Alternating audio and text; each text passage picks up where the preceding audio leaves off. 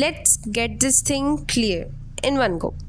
You killed a person unknowingly in public. You imagined killing yourself, but the reality was something else. What did you do after it? Did you throw away the body or just run away like you were running from your life earlier?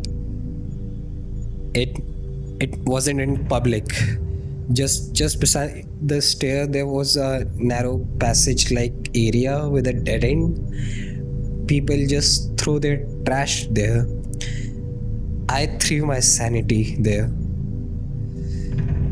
As I looked at that whole body going cold, I was regretting my whole life as I sat there on the trash bags.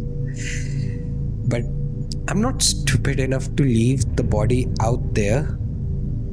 I checked a few of those trash bags and trash cans that could fit this hopeless sight in front of me.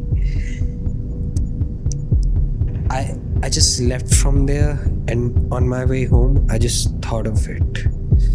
I just killed someone with my bare hands, and yeah, I did hide the body in those trash bags, but there was no blood on my hands. As if I was born to be a monster. This name, this face is of a monster. I see. People hated you, but will now declare you as a monster.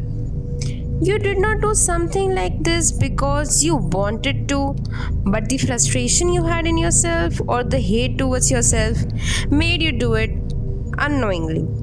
And your moral self did not stop you as well because you were somewhere living in your imagination. You were fighting with yourself.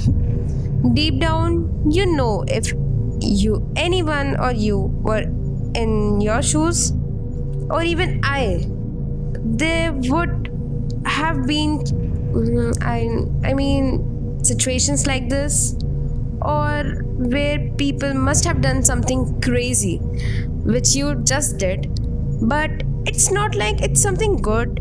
It's just something like your circumstances forced you to do. You know, people secretly call me a lot of things. I don't know what they call me, but I know it will not be good. But apart from all, there was one more person to mock me: my mirror self. When I reached home, I went to wash my face. I saw a face in the mirror. A face of a killer. A face of a murderer. A face of a monster. Before I could say all this to the mirror, the reflection in it spoke back. You know what it said? You started hating your face too? Guess what? I'm not a murderer. I'm not a monster. You are. You carry the name of the monster. You carry the name of a monster. You carry the face of a monster. I was already in shock the previous mishap, but this one petrified me. I rushed out of the bathroom and I immediately went to sleep. Firstly, let's clear this thing up. You are not a monster. But the other things which you said were true. They were troubling you. And it is understandable. It was your morals blaming you. And you know what? We are conditioned to function according to the social norms set by the society or ourselves in a dangerous situation like this. And one important thing, while all of this was happening, were you taking your medications for schizophrenia?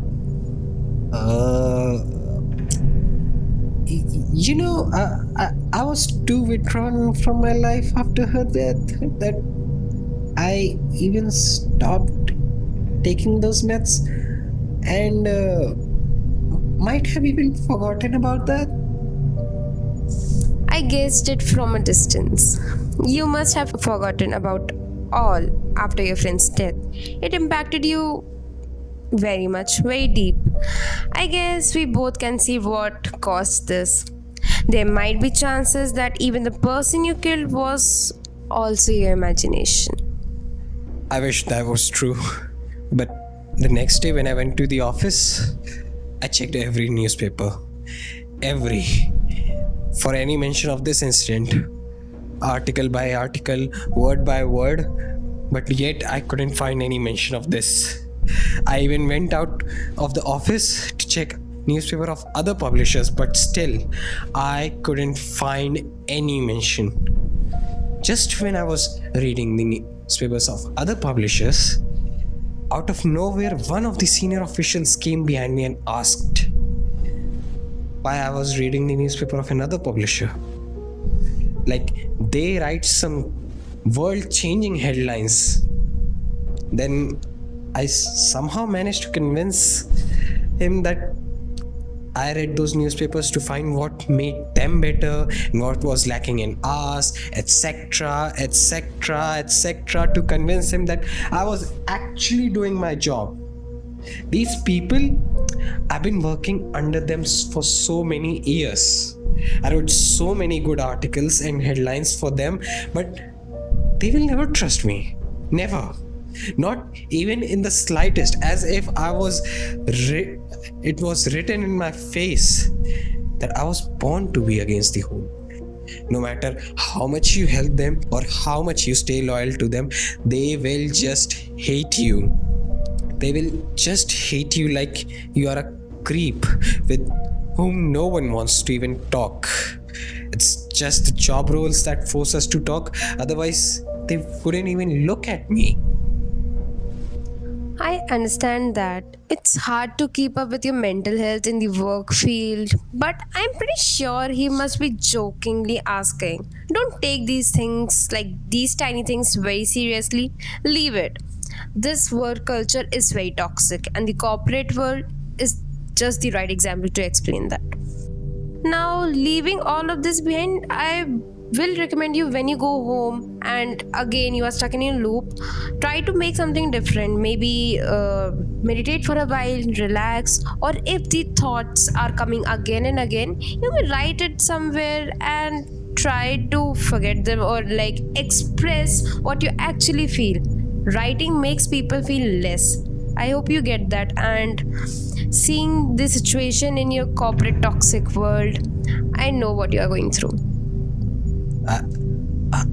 I can see what you're trying to say, but don't these people show their true selves through their tiniest actions? Yeah, that is true, but not for everyone. People are really aware of this emotion. Like, they don't even know what they are experiencing, what emotion is going on. Like, they don't even know what to cry, to ask for help, or to just stay silent.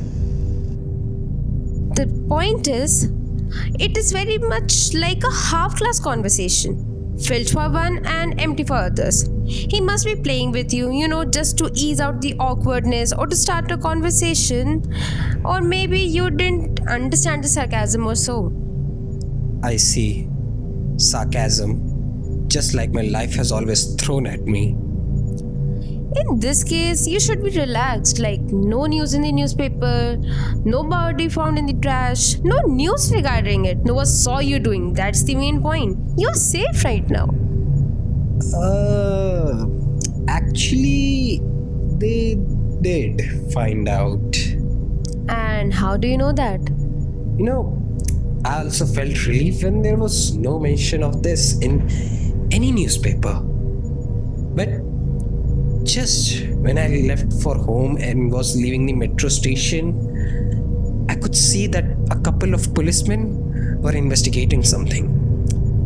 When I there, a trail of blood spots along the road was what caught their attention. From their talks, I could infer that in the morning a garbage truck came and took the trash, but there was already a dead body in there too.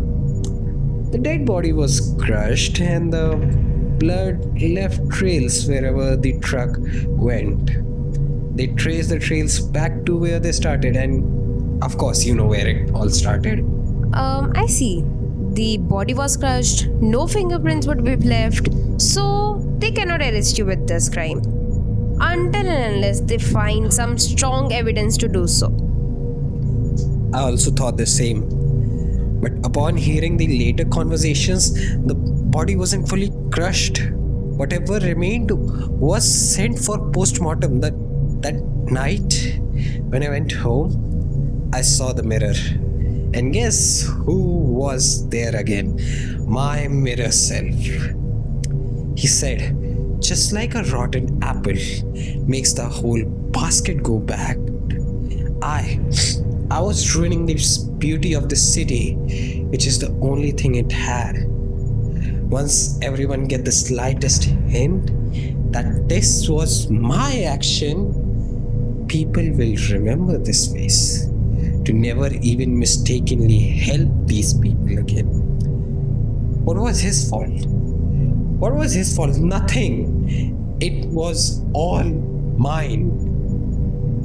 I wanted to say a lot of things, but you know, the last time I got scared or got angry on him, he literally made me kill a man. I needed to be clear of his intentions now. But he was right. Every fucking thing is my fault. No, it's not your fault. Your mental illness triggered this behavior, and your mental self kept blaming you, even though it wasn't your fault. He just made you feel like all the actions you did was your fault. Like, it made you hate yourself. First, it was not a big deal from our previous session, but now when I see this thing coming, it is a big deal now. Because it's not only harming you, but also the society. With this, you hate your face now. Another new topic. You hate your life. You hate your face. And now, the mirror self is progressing further. He wants to make you hate your entire personality, like every bit. What all he said is coming true, and sadly, you are believing in it. If you want all of this to stop, you need to take your medications and fight this. You're not alone. I will help you. Let's go through this together. But again, I'm reminding you, it's not your fault. Even if it was in the newspaper, no one would have enough time in this toxic world or in this little tiny bit of things to notice. Everyone is way too busy. And even if they notice, they wouldn't go to the police or get update on this. It's just normal thing for them. The city, the chaos, and you know. Don't everyone silently judges you? Don't they create opinions and biases? You know, this news would be enough to make everyone think I am a monster. The next day, my incident would be in the news. The article came to me. I had the chance to edit it, and I did. I changed every bit while keeping all the information intact. You know whom I blamed? I blamed the drunken people or the drunken beggars roaming in the streets, destroying the actual beauty of the city. This country's freedom of speech is truly miraculous, you know? But after writing it, when I went back home, he was again there to intimidate me. By he, do you mean the mirror self? Did he mock you again for doing all of this? What did he say to you? Yes, he was standing in front of the mirror, waiting for me to come. He would start like, you couldn't leave a dead body alone, let alone the memories of a dead person. Like, not even an injured schoolboy would be cowardly enough to pick up a dead body and use it as a shield. But You killed the man and now using it. I mean, do you even have a word for you? Why do we even need a word for you? Your face says a lot already. It feels as if the word is engraved within the pupils of your eyes. I held my anger in my fist as he said all these words. I know he wanted to get me in rage, which will cause me to kill myself, but no. So, all this leads us to only one direction. That is, he always wanted to kill you from the very start. His main goal was you. He wanted you. He wanted to trouble you. He wanted to kill you. So, seeing this, I would like to ask, were you suicidal at any point of time? Seeing your mirror self doing this to you, his main plan to kill you, I guess maybe suicide thoughts are a part of this. Do you remember any incident which made you give up on yourself?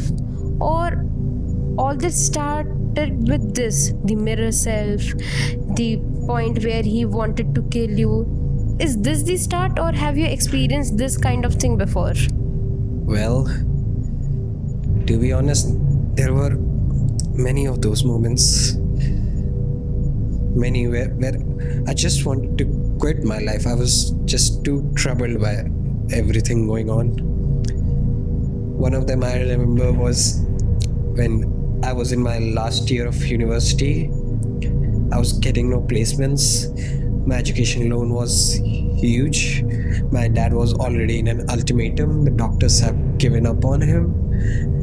He was only going to live for like few months. And my academic life was going to end. But I still had no income source. I was too scared to step out in the world. Okay, so I see this. If I'm getting this right, all these incidents in your life were the start of this. This all made you think like this is going to the end. I can't do this anymore. You gave up on yourself. Now this thought is exactly what was your mirror self using on you. Again, he had so many reasons. He already made you kill a man. But you being suicidal in your life, these incidents are triggering this behavior more and more. This is helping your mirror self instead of you. Your moral self has basically given up. As you are believing in those things, your moral self is getting sidelined. So, seeing this, what made you stick back to life? Before this mirror self and schizophrenia, what made you believe in life again? Did she do something, or was all of this just your imagination? Well, I'm not sure about was this imagination or what, but actually, when I was suicidal, she came to me. She took me, let's just say, not a very good place, but where everyone goes at stress. She just took me to a bar. I see. Not that typical kind of place where most of the youth goes. Bar sounds cool to me. So, what kind of bar was that? Did you consume any alcohol? And most importantly, did you say yes to the plan just because she was your friend, she was the one who was taking you to the bar, or you just wanted to escape your thoughts? She said it will help me clear my mind and think clearly. Right after taking a few classes, not much, but it felt as if I was falling from a cliff, from where I was once hanging, and now I just let it go. While falling into an endless pit of nothing, I could see her, I could feel her falling beside me, holding my hands only to take those problems away. But unfortunately, she woke me up from that dream. But you know what she gave to me? A moment away from my life. Like, away from the problems to think about my life. I was mesmerized by this memory so much that I thought of going to the bar next day when I wrote that article to hide myself. But guess what? When I reached the bar, there was a person at the table. He sounded like a police constable. And guess what I heard him say? He said, "The police here are so corrupt that even if tomorrow the post-mortem report arrives of that garbage truck body, no one will investigate further." Because who has time for the cases which don't even pay you above the table, let alone below it? He may be drunk while saying this, but it gives you a lot of insight. And I was so happy to hear this that I could drunk myself unconscious on this fact. But I don't know what, but I got suddenly a washroom urgency at that moment. And guess what? Who was waiting for me in the washroom? It was my mirror self again, clapping for me, calling out for me that I blame that beggar in front of the whole world for nothing. I'm pretty sure no one would have read that article, but he kept calling me a monster, and I tried to not give a damn about it, but I gave him a head instead. The news made you happy somewhere and you were out of trouble. So, this was all good for you, your moral self, but the main mirror self wasn't happy. He wanted to make the situation worse, but hearing the news made you happy and him sad. Opposite, right? He always had a way to mock you, but this time he couldn't. So, before moving forward, there is one thing which I can't understand. What do you mean when you say, "I gave him head instead"? I know that's a pretty wrong way to phrase it. I just mean I bashed my head into the mirror. Why did you do that? Just to make him disappear or take out your frustration on him? Yeah, you can say I did that to take out my frustration. I bashed my head into the mirror and saw it breaking into shards as the face in front of me faded into many pieces. I felt as if I was that many feet over the moon. But still, a lot of face still looked me in the eyes and smiled back. I picked up the biggest shard and went to destroy the leftover face, but damn my life, before I could even slice a little of that skin, the door opened up. Of course, the sound of mirrors shattering would alert the others. It was the same constable. He thought I was drunk and broke my head. So he and few others picked me up, carried me to the constable's car. There I lay on the back seat while I could still see my mirror self in the front seat, intimidating me again. I shouted that they will never find me for those acts. And guess what? The constable was in the driver's seat, heard it, and just like this police force was used to, they saw an opportunity to ask for it. But I was not in my senses. I was already in rage. So I just picked out the biggest shard from my pocket and I tried to attack the constable.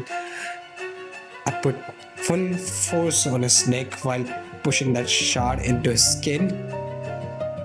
And he also resisted. He could either focus on driving or on resisting, but